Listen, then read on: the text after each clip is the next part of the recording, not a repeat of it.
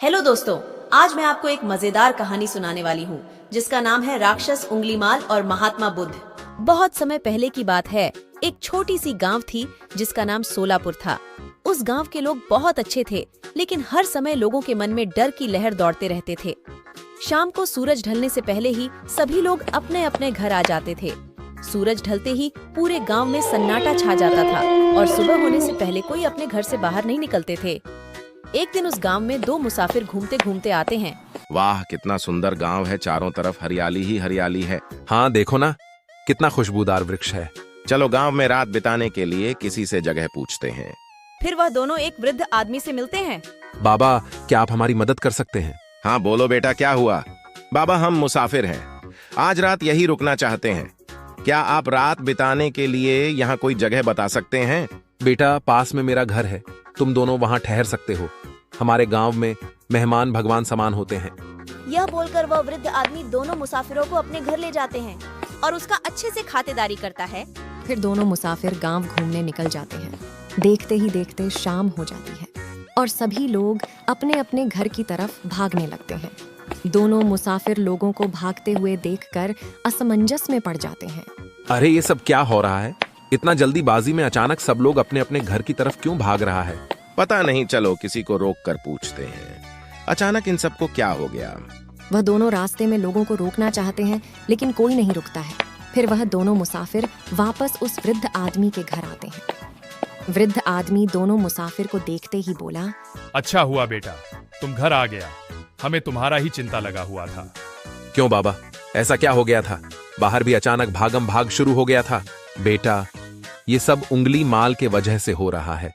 शाम होते ही वह अपने गुफा से बाहर निकलता है और जो भी उसके सामने आता है उसका सर काट देता है और उसका एक उंगली काट कर अपने माला में गुथ लेता है।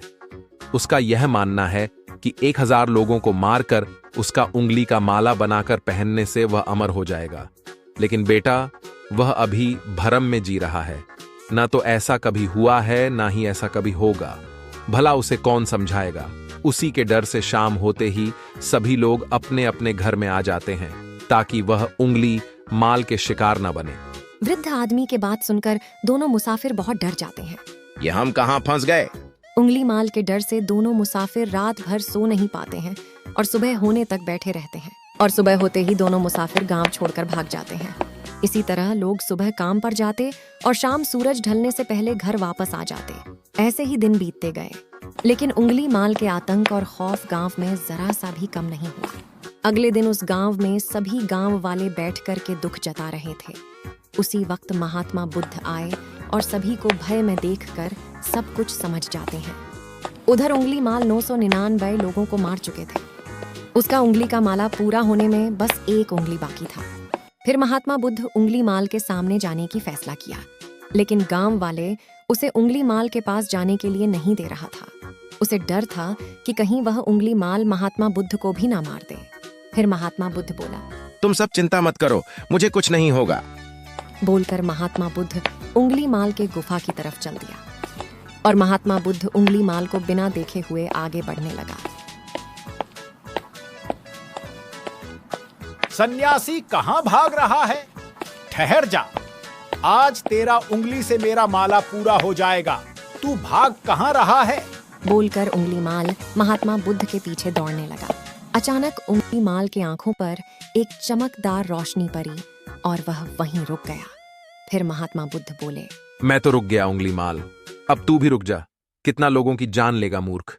अरे सन्यासी, मैं तुम्हें मारने वाला हूँ और तो इस तरह बोल रहा है, तुम्हें मरने से डर नहीं लगता है क्या?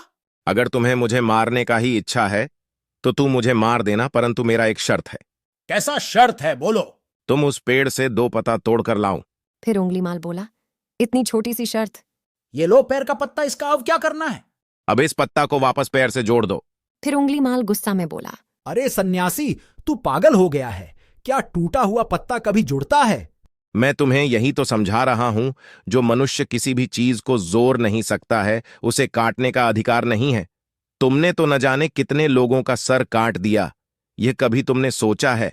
यह बात सुनते ही उंगली माल महात्मा बुद्ध के पैर पर गिर गया और माफी मांगने लगा और उंगलीमाल सब कुछ छोड़ करके महात्मा बुद्ध का सेवा करने लगा। और गांव वाले यह सब देखकर बहुत खुश थे। फिर सभी लोग मिलजुल कर रहने लगे। तो बच्चों, इस कहानी से हमें यह सीख मिलती है कि कोई भी मनुष्य कितने भी गलत रास्ते पर क्यों नहीं चल रहा, उसे हम समझाकर सही रास्ते पर ला सकते हैं। अगर आपको यह वीडियो थोड़ा सा भी अच्छा लगा हो तो लाइक करें। और सब्सक्राइब करना ना भूले।